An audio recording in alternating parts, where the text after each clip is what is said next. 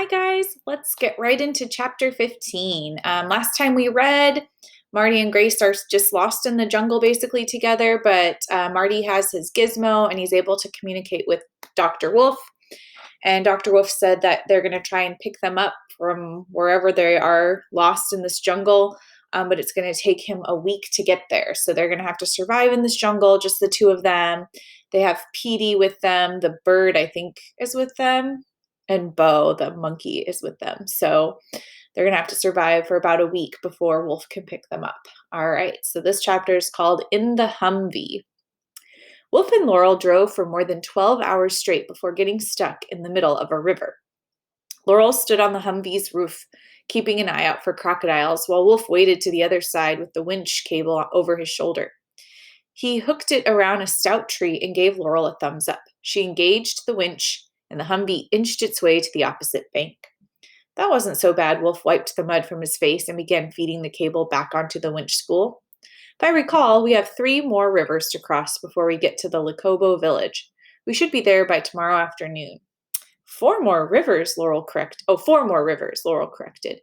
And you'd better let me drive. You haven't slept all night. All right, Wolf said, climbing into the passenger seat, but I'm not sure I'll be able to sleep. Marty has things under control. He's only 13. Laurel eased the Humvee up the steep bank and managed to find the road, which was little more than a rutted, slippery scar cut through the dense green. A very resourceful and resilient 13, she said. I've never seen anyone recover from hypothermia and a near drowning faster than Marty did at the lake. He shook it off like a cold shower. He's tough, Wolf said, but little Grace isn't made the same. She doesn't like to be called little Grace, Laurel corrected gently. And I wouldn't be so sure about what she's made of. She's every bit as tough as Marty, but in a different way. You might be right, Wolf admitted. She did seem to be in pretty good spirits when we talked to her last night. A few bumpy miles passed in silence, then Laurel said, If you're determined to stay awake, you might as well talk to me so that I don't fall asleep. Tell me how Dr. Travis Wolf became a cryptid hunter. Wolf continued staring through the windshield. In a roundabout way, my father was responsible. He was a big game hunter. You mean as in lions, tigers, and bears, oh my, Wolf laughed mirthlessly. And many other animals as well. I spent most of my childhood in the field, helping him pursue his trophies. He sounds uncomfortably like Noah Blackwood. He should. Blackwood and my father knew each other. In fact, they were members of the same club. Laurel glanced at him in surprise. What club? A very exclusive club, so secret it doesn't have a name, and I couldn't tell you for sure how many people are in it, or who they are. The club still exists? Wolf nodded. My father took me to one of the meetings when I was 17 years old, and that's where I met Noah Blackwood for the first time. It was at the Seattle Ark. Back then, the club was made up mostly of trophy hunters, like my father. They got together once a year to talk about their hunts and complain about how the environmentalists were ruining things for them. In my father's defense, just before he died, he had a change of heart about all of this. He could see what was happening to the animals and places he loved, and he didn't like it. How far back did Noah and your father's friendship go?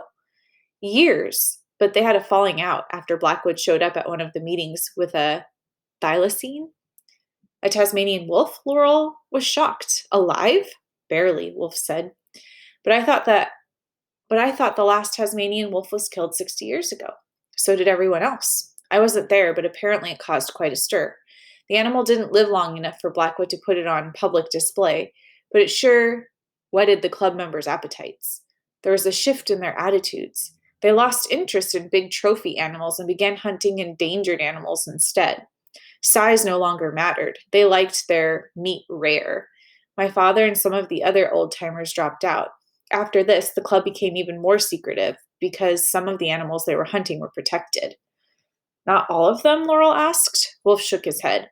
You can't protect something that isn't supposed to exist. People might get upset if you shoot a Bigfoot, but in most places, it isn't against the law. This is one of the reasons I'm searching for cryptids. Proving that a cryptid exists is the first step towards getting a legal protection for it. But Blackwood took it a step further. He realized that the trophies were worth more alive than dead. He started sending out bounty hunters with tranquilizer darts instead of bullets. When the animal dies, Blackwood gets the skin anyway, so why not make money while it's still breathing? People will stand in line for hours and pay just about anything to get a glimpse of a strange or rare. He's made millions on the animals he's collected before putting them in private dioramas. Laurel shook her head in dismay. So the public pays for his collecting? They pay for a lot more than that. I can't prove it, but I think he's trying to clone animals. He might even be trying to make new animal species. Is that possible? Laurel asked. Most people don't think so, Wolf admitted, but I'm not so sure. Have you ever heard of El Chupacabra, the so-called goat sucker of Puerto Rico and Mexico? I thought that was a hoax. I've looked at the evidence, and some of it's pretty convincing, Wolf said. But if the chupacabra exists, it's not like any animal that's ever preceded it, which makes me suspect that it was manufactured in a laboratory. But why? The answer is simple: money. People would line up for miles to see something like that. I wouldn't put it past him to make a chupacabra in his lab, then let it go for a while to build the myth, then recapture it and put it on display in one of his arks. I'm all for scientific advances, but I'm afraid that the breakthroughs are coming so fast we haven't had time to consider the moral and environmental consequences of our cleverness. The egg you sent to them wouldn't have enough DNA to work with, but if Blackwood could get his hands on a fresh egg or fresh sauropod tissue, who knows what he could do with it? With the DNA, he might be able to clone a sauropod for each of his 6 parks, and Mokalamembe doesn't have to be alive for him to use its DNA. A bit of flesh might do the job. I don't understand how you could have worked for him, Laurel said. It couldn't have been for money alone. You don't seem the type. There was another reason, Wolf said, a very important reason. He stared out the windshield in silence for another half-mile before turning back to Laurel. At 17, I wasn't that interested in the club. A bunch of old guys sitting around smoking cigars, talking about their hunting conquests wasn't my idea of a stimulating vacation. I loved my father and the chase, but for me, getting close to the animal was enough, which was a big disappointment to my father. Anyway, I spent the 3 days we were at Noah's Ark wandering around the exhibits, talking to the keepers. During one of my rounds, I met a beautiful girl, and my life has never been the same. Wow, interesting. All right, well, that's a short and sweet end of that chapter. Next time, we'll start chapter 16. See you guys next time.